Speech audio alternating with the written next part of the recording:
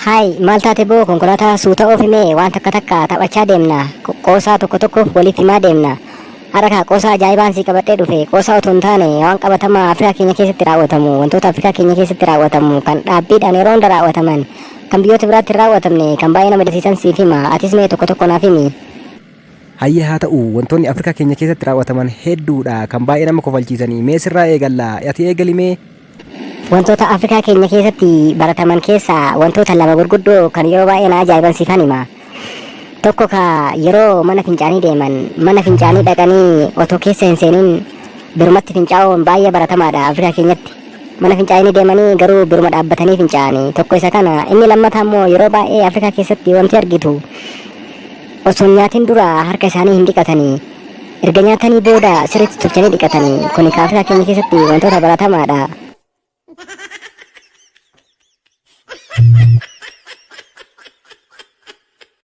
Maaliif kolfaan na ajjeestamee amma maal kana qofa waan hedduutu jira.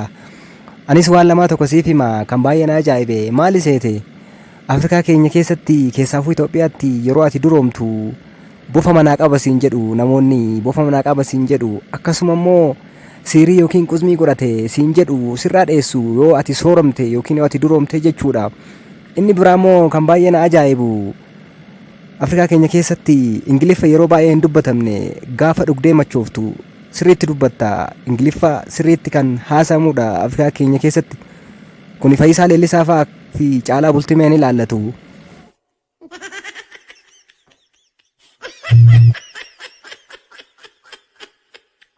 Dhugaa har'a konkolaataa kana wajjin yaabbachuu kootiif baay'ee gammadeera. Wantoota dinqisiisoo ajaa'ibsiisoo Afrikaa keenya keessatti ta'aman baay'ee natti himaa jirta. Anis baay'een beeka. Inni biraa immoo kan ajaa'ibu waan lamaan malee dabalee siif hima. Maali seete Afrikaa keenya keessatti wanti baratame yeroo dhoqqee keessa deemanii kophee baafatanii harkatti qabachuudha kan baay'ee si dinqisiisu. Namoonni yeroo baay'ee kophee baafatanii harkatti qabatanii dhoqqee keessa deemanii. Inni kunis baay'ee nama dinqisiisa beektaa. Inni biraa immoo kan baay'ee tokko na ajaa'ibu beektaa karaa deemuuf baatee ganama sareen gurraattiin yookiin simbirri yookiin allaattiin gurraattiin gaafa si fuuldura baatu milkiin naaf hin tolle yaanii gara manaa deebi'anii hajaa fi dhimma ofii dhiisuudha. Baay'ee nama ajaa'iba Afrikaan keenya.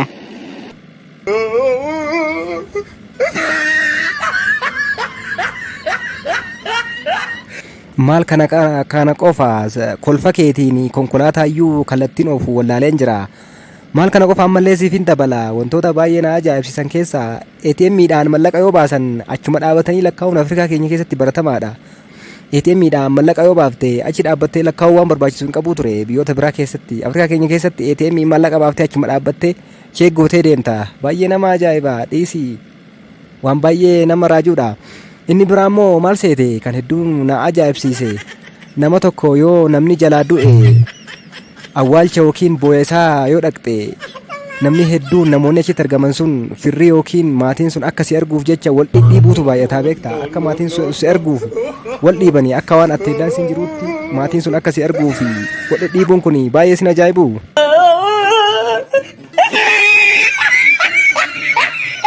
Mallee meesiif hin dabala kan ati hedduu dinqisiifattu kan namoonnis kolfan kan nama raaju tokkon sii dabala. Maali seete Afrikaa keenya keessatti abbaa warraatiif haati warraa halkan wajjin yoo rafan haati warraa girgiddaa yookiin dhaaba manaatitti aantee rafuudha. Hedduu kan nama ajaa'ibu yeroo baay'ee girgiddaatti aantee rafuudha kan hedduu na raajessu. Inni biraa immoo maali beektaa abbaan manaatii fi haati manaa tokko mana tokko keessa osoo jiraatan yoo abbaan manaa dursee rafe haati manaa abbaa warraa wajjin ciisuu yookiin salqunnamtii gochuu yoo barbaadde bishaan qorraadhaan luka dhiqattee cinaa ciistee lukaan tuttuqxee hirribaa isa kaasuun Afrikaa keenya keessatti baratamaadha beektaa. Yoo fedhii qabaatte beektaa bishaan qorraa dhiqattee lukaa fi garaa isaa tuttuqxee hirribaa kaasti. Kunis waan baay'ee nama ajaa'ibu.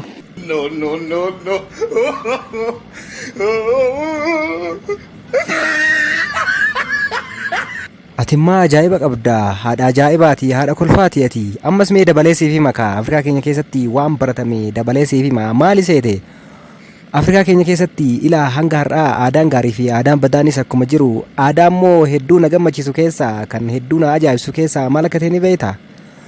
Afrikaa keenya keessatti hanga har'aatti warra du'aa taaziyaa yookaan immoo cidha gaafa deemanii kaalsii fi paantii walirraa hargifachuun kun hin hafne beektaa? Gaafa cidha deeman kaalsii fi paantii akkasuma walirraa hargifachuun kun ima jira. Baay'ee kan na ajaa'ibsiisu keessaa inni kunniin lamaanis baay'ee tokko raajii natti ta'a. Afrikaan keenya aadaa gaariis aadaa badduus qabdi.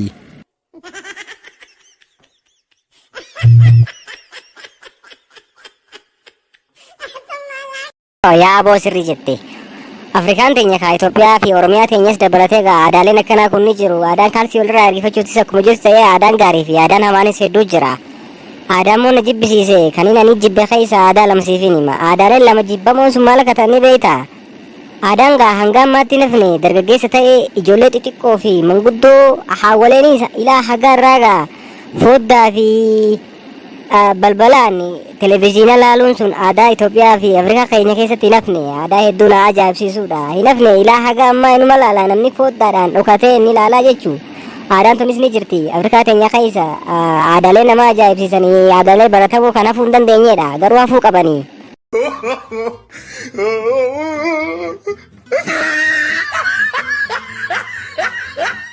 Maal kana qofa aadaan biraas jira. Fakkeenyaaf qubaan mallatteessuunis ni jira. Qubaan mallatteessuun kun aadaa baay'ee fokkataa fi aadaa mijataa miti. Beeytee aadaa baay'ee nama jibbisiisu. Namni keenya hangaarraa quba isaatiin mallatteessa kaa halluu qubatti godhanii fi qubaan mallatteessa. Akkasuma gaafa baankii deemtu namni keenya beeytee naa barreessi wacii baasii akkasuma gabii yookiin galii naa barreessi mee naa katabii ija'a even akkaawuntii ofiituu himachuu hin danda'u. Sa'aatii ofiituu laallatee himachuu hin danda'u. Waan nama gaddisiisu. Aadaalee Afrikaa keenya keessaa hangaarraan banne keessaa tokko isa kanaadha. Nuuf halaafisu amma wareen ofii oduu natti baay'iste boqochuun barbaadanii amma narraa dhaabi. Ayyee duuba maal eegdaa nurraa kafaltee haa deemnu ka maal nu teessista taatuma oolla nurraa kafalii maaliif nu teessisa turree jirra ni deemna anis gara manaa deemuu barbaada. Aadaalee baratamoo hanga ammaatti sitti himaa ture keessaa aadaan dagadhe.